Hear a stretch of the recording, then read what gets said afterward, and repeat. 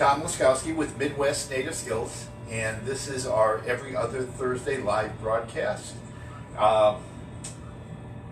Today we're going to be talking about ancient or traditional herbal remedies. With all this going on now, with the COVID and it's naturally cold and flu season, I thought it would be appropriate to go back and explore some of the older remedies that people have been using for years and years that kind of boost our immune system and that we can make at home. First thing we're going to be doing, elderberry syrup. This is what it's going to end up looking like when it's done. The way you take it,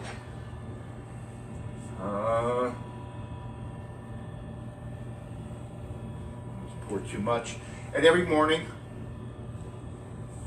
take a teaspoonful.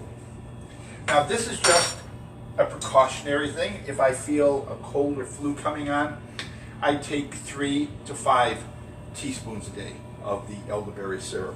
Now you're asking, okay, well, what does this stuff do for you?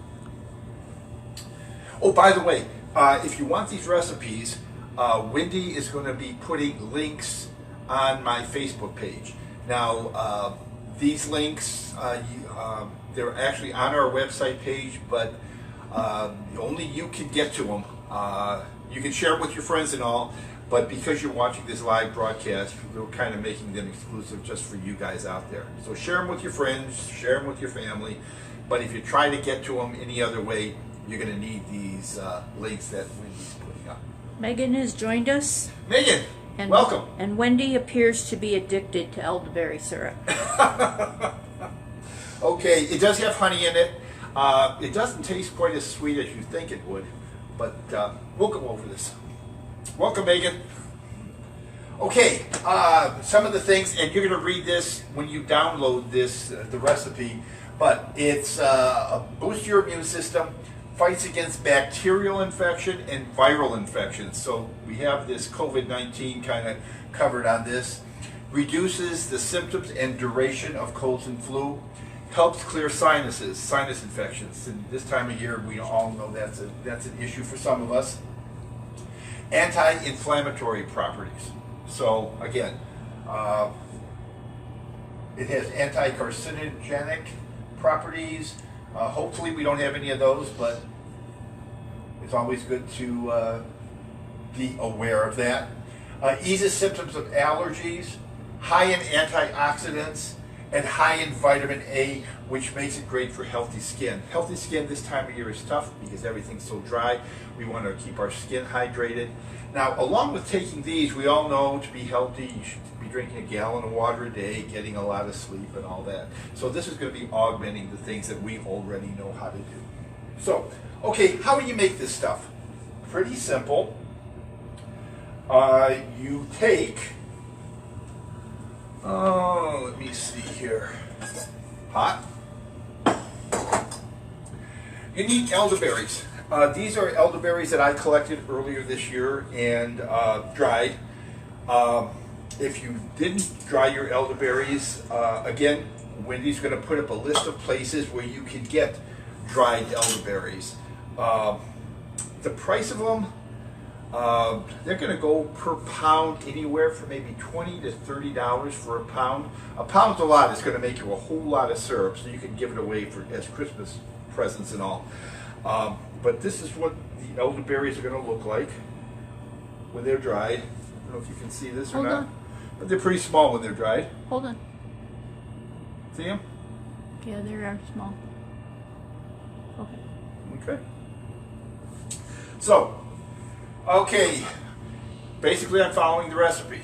3/4 of a cup. Now this is a 1 cup measure, so I'm going to put 3/4 of a cup.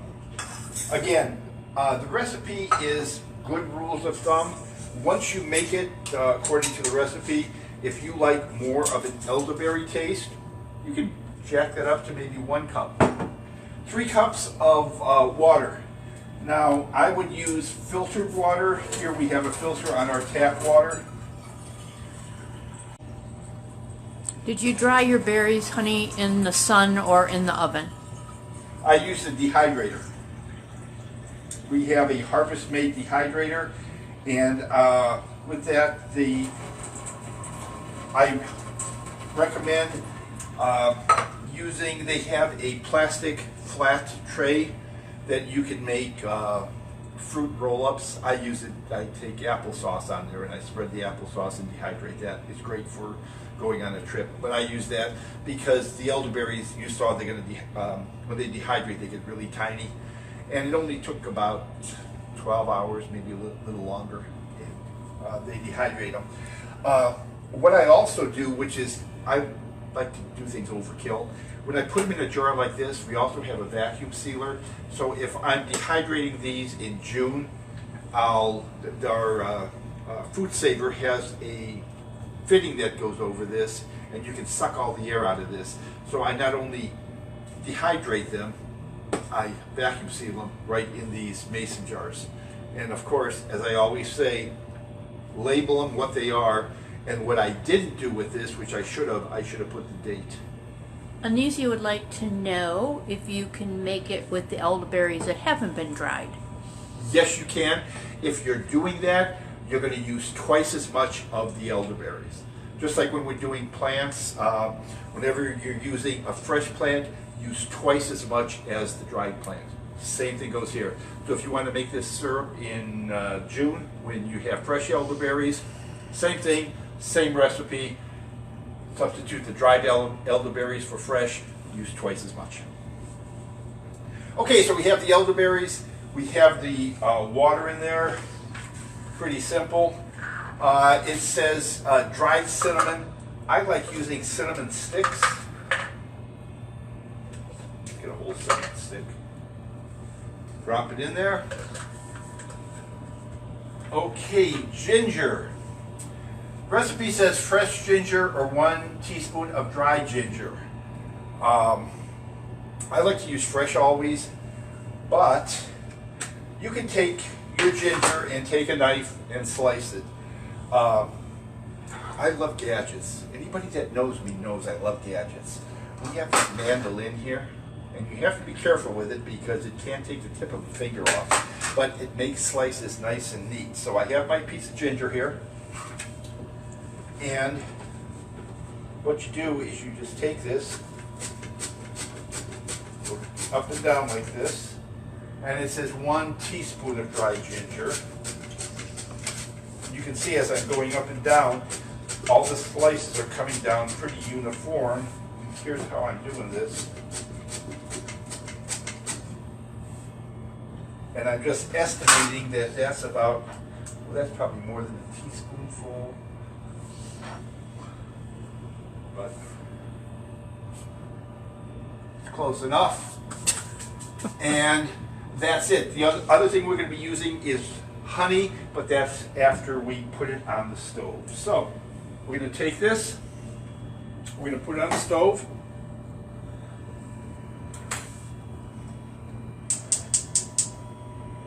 Okay, we're going to bring this up to a boil.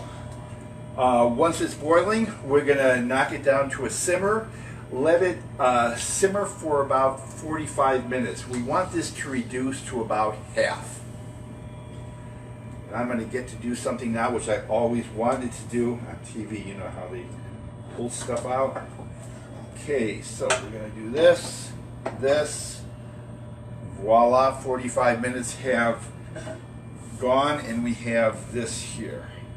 Hold that thought. I'm going to need you to come a little closer to me. You see this did reduce.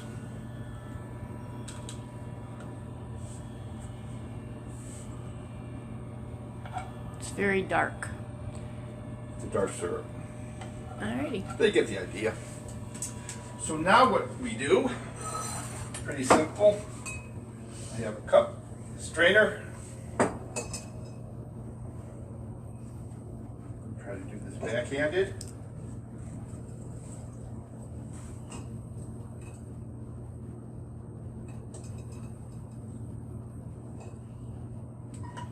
I'll try to do it the right way so I don't spill this no more.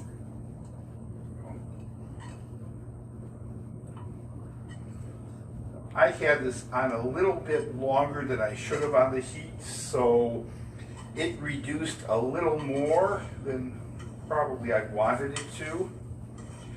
But the only thing that's going to do is make my syrup a little thicker, which is fine.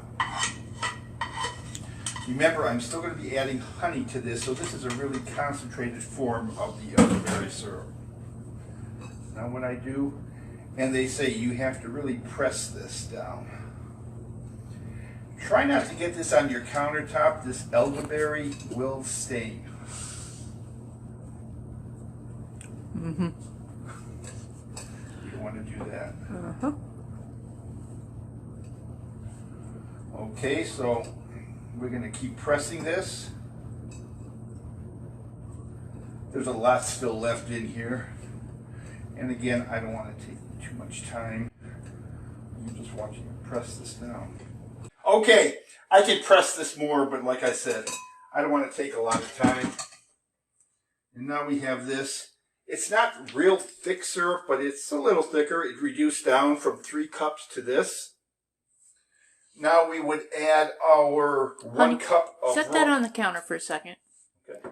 So that measuring cup that Tom is using holds 4 cups. So you can see how much it's been reduced. He started out with 3. I can tell you exactly. It's exactly 1 cup. So I reduced it by 1/3. The taste of the elderberry is not particularly great. It tastes like medicine. Okay, so what we're going to do now, I'm being honest. Adam's willing to make a cameo on your cooking channel. Honey, 1 cup.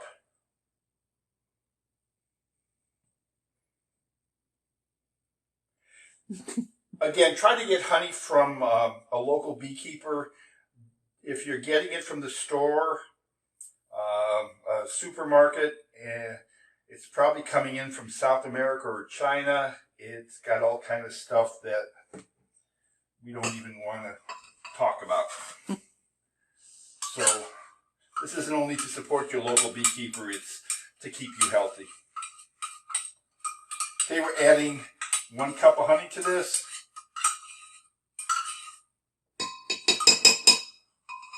And we're going to mix it up.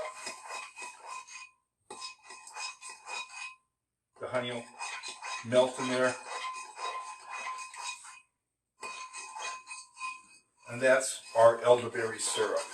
So is it best to do this then when the syrup is still warm? Yes, it'll dissolve the honey a little better, but this honey is almost all dissolved already. Put it in a nice container like this, or what I was really looking for is a container like this. Now, we have olive oil in this, but this would be a nice container with a nice pouring spout on it. You could just fill this up with that.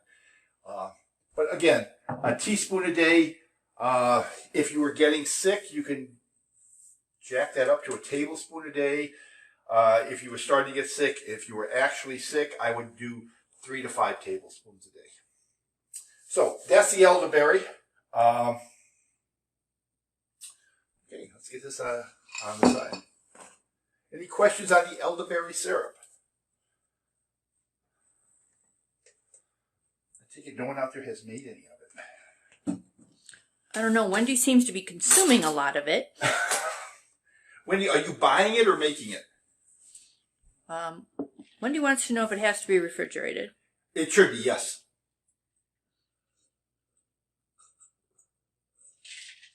It'll last for about 2 months. Now, again, I said it should be, and you see mine is out here. That's because for 2 or 3 weeks, it can stay on the counter. It's not going to go bad. The honey's going to prevent it from going bad for a month. So we're going to be going through that. The bulk of it, the stuff I just made today, that'll go in the refrigerator.